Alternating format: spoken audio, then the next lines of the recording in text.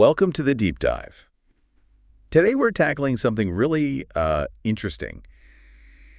Acting like nothing bothers you. Right. And not in some fake way, but, genuinely gaining control, being the conductor of your own emotions instead of being, well, pushed around by daily stuff. All those little opinion setbacks, Yeah. they can really get under your skin if you let them.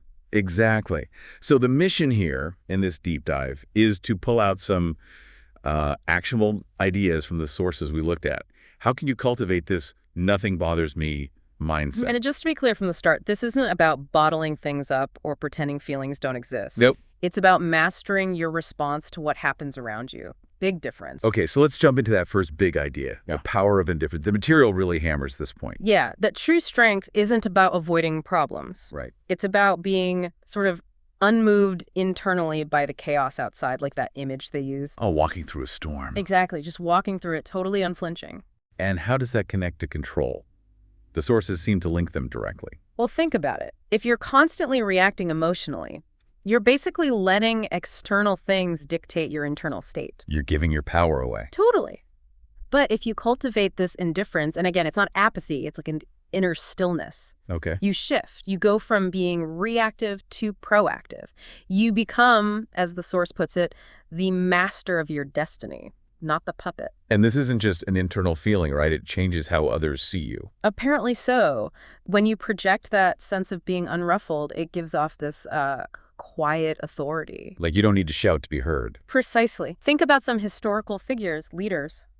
They often had that aura, didn't they? Calm, controlled, even when facing criticism. Yeah, you can picture that. And the source connects this to a core idea. Thoughts precede action. Your mindset shapes your reality. So if you're always churning inside, You're basically training yourself to be triggered. But if you build that steady inner core, you operate from strength. It subtly influences things. there was that scenario they mentioned about being insulted. Oh, yeah, that was a good one. Instead of firing back, you just, Yeah. a slight smile and walk away. Right. And the idea is that non-reaction totally disarms the other person. Because they wanted a reaction. Exactly. They wanted that emotional fuel, and you just didn't give it to them. Their power in that moment just fizzles out. That's really interesting. You keep your energy, they're left hanging, And the same logic applies to failures or setbacks. instead of spiraling. Yeah. See them as data, information. What can you learn? How do you adapt? Not, oh no, the world is ending. Okay, so that makes sense conceptually. But how? How do we actually build this? That brings us to takeaway 2, right? Cultivating emotional control.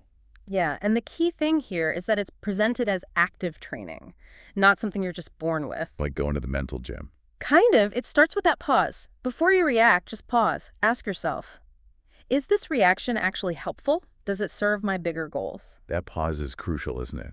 So hard to do sometimes. It really is. Takes practice, daily practice.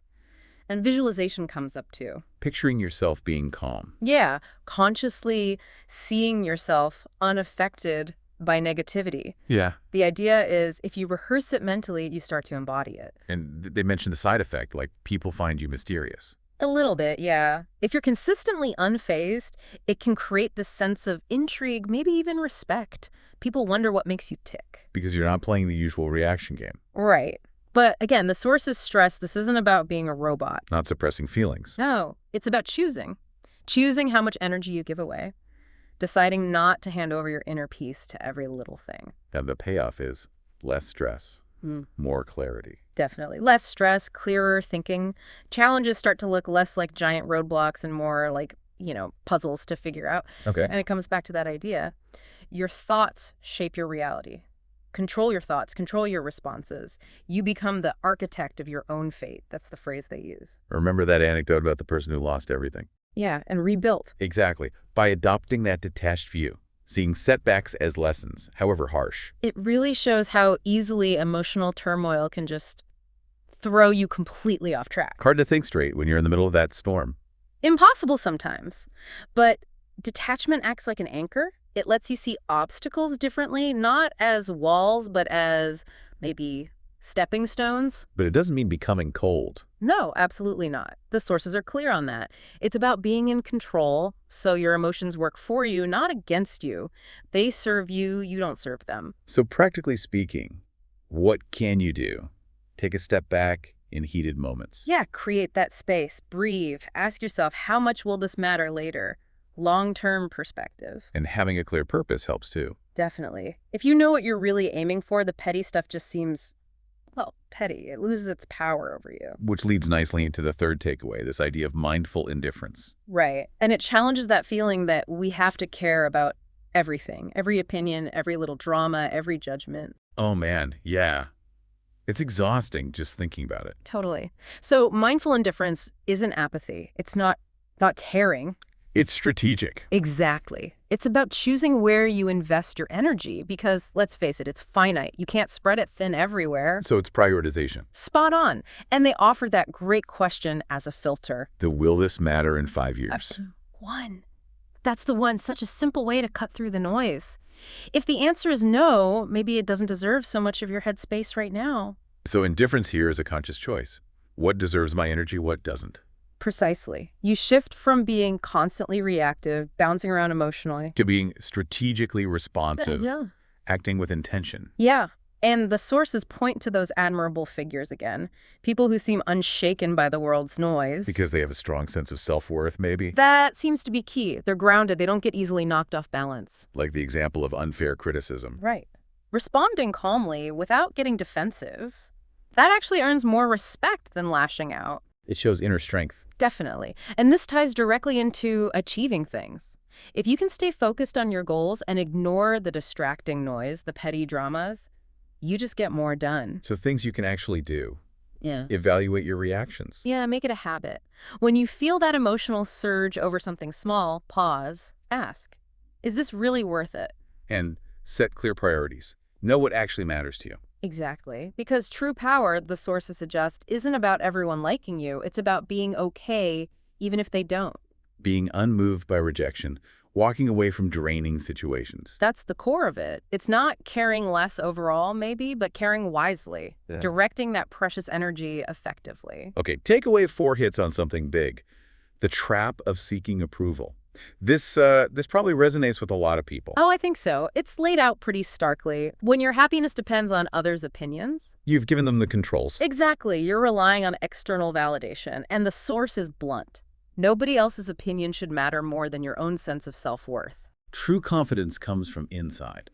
Self-reliance. Right, not from getting permission from others. Think about people you find really compelling, magnetic. They often seem comfortable in their own skin. Yeah, they own who they are. They're not constantly looking over their shoulder for approval. And the need for approval stems from fear. That's what the source suggests. Fear of rejection, fear of judgment, fear of, standing alone. But trying to please everyone is impossible anyway. Totally futile. You'll never win that game. There will always be someone who disagrees or disapproves. So trying is just draining. And counterproductive. Look at people who've really made a difference.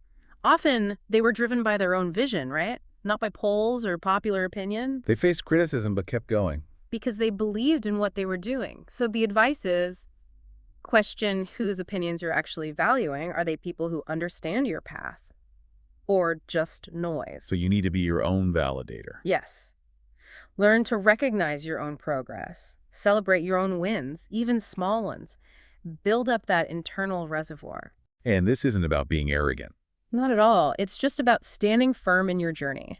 Making your decisions based on your own values and goals, not someone else's. And the payoff is freedom. Huge freedom. The moment you stop chasing validation, you start living authentically, with purpose. You're not constantly editing yourself. Yeah, maybe not everyone gets it. They won't, but the ones who matter, they'll likely respect that self-reliance, that conviction.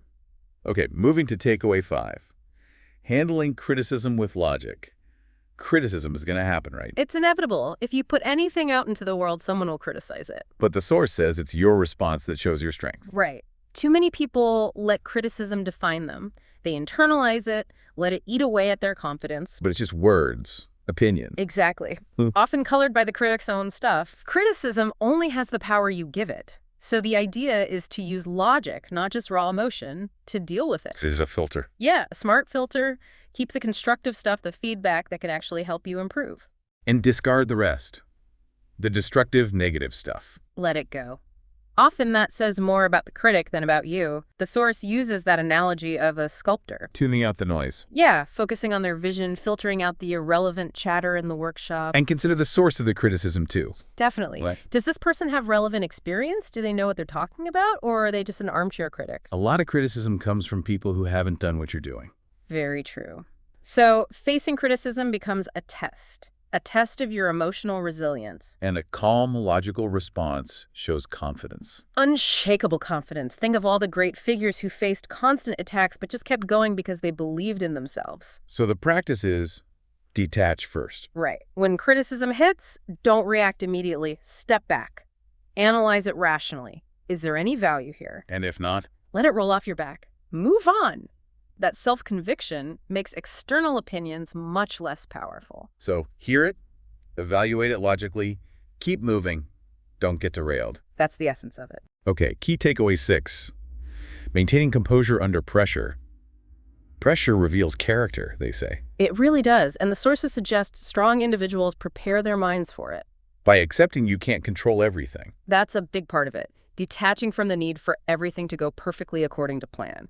Because it rarely does. Yeah, life throws curveballs. Constantly. And people often crack under pressure because they're fighting reality. They're wishing things were different instead of dealing with how they are. Whereas the strong adapt, Yeah. move with the chaos. Exactly. Like that seasoned warrior analogy they use.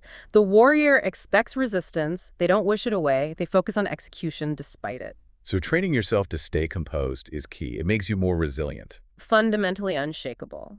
Because you realize you can't always control events, but you can control your reaction to them. That's where the power lies. Always. Great leaders often seem calm under fire, right? It's usually because they've mentally rehearsed difficulty, they've prepared.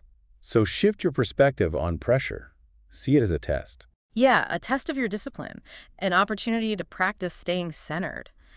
Observe your emotions, feel them, sure, but don't let them drive the bus. Practice that observation regularly. And mental prep helps hugely.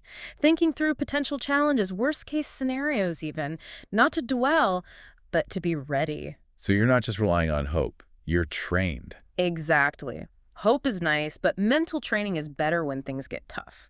Let's talk about takeaway 7. The strength in letting go. Suffering comes from attachment. That's the idea. Attachment to specific